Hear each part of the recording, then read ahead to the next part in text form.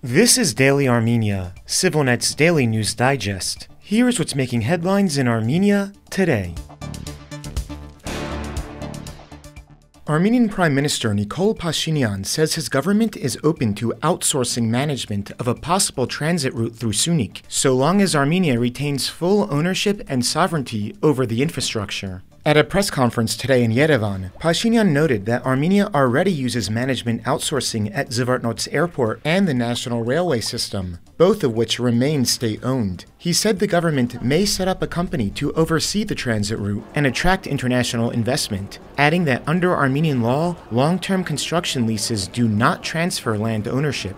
Pashinyan confirmed that the U.S. has floated proposals related to the Syunik route, though he did not elaborate. His remarks follow backlash over a recent statement by U.S. Ambassador to Turkey Thomas Barak, who suggested that Washington might lease the road for 100 years, prompting concern in Armenia over foreign control of sovereign territory. Yerevan rejected that idea outright, emphasizing that all negotiations are based on national sovereignty. The United States is showing increasing interest in settling the Armenia-Azerbaijan conflict, with President Donald Trump saying earlier this week that it appears to be nearing a successful conclusion. Russia, which had been a major player in mediating the process, now appears to be increasingly sidelined. Pashinyan acknowledged today that the trilateral format with Russia and Azerbaijan to discuss transport links has not met since 2023, citing a breakdown in trust.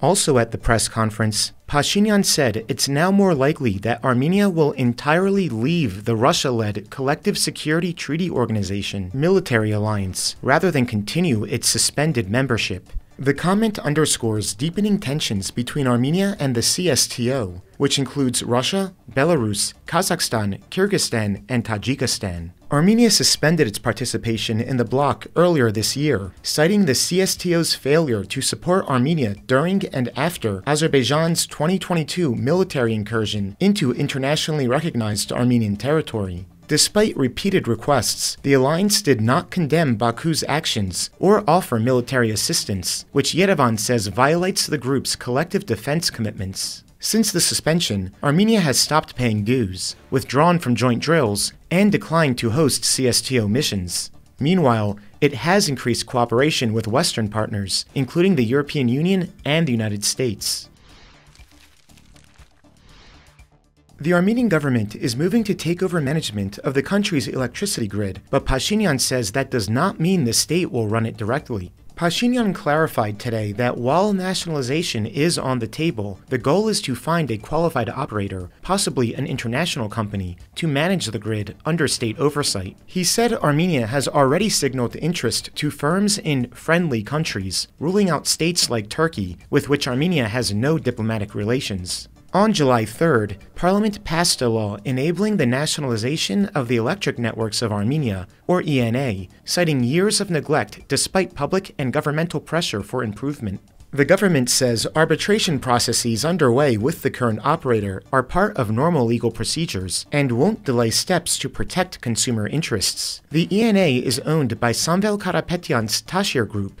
Karapetyan, already jailed on charges of inciting the overthrow of the government, was charged today with 3 new criminal accusations: money laundering, large-scale tax evasion, and fraud. His legal team calls the charges politically motivated and baseless, claiming there's no evidence of his involvement in the alleged activities. Karapetyan is one of 12 individuals charged in the ongoing financial crimes investigation. His lawyers argue that the repeated use of money laundering charges in Armenia has become a tool for political retaliation. The crackdown began immediately after Karapetyan expressed support last month for the Armenian Apostolic Church and its leader Catholicos Karakin II, who Pashinyan wants to unseat. And finally, the CivilNet number of the day is 20.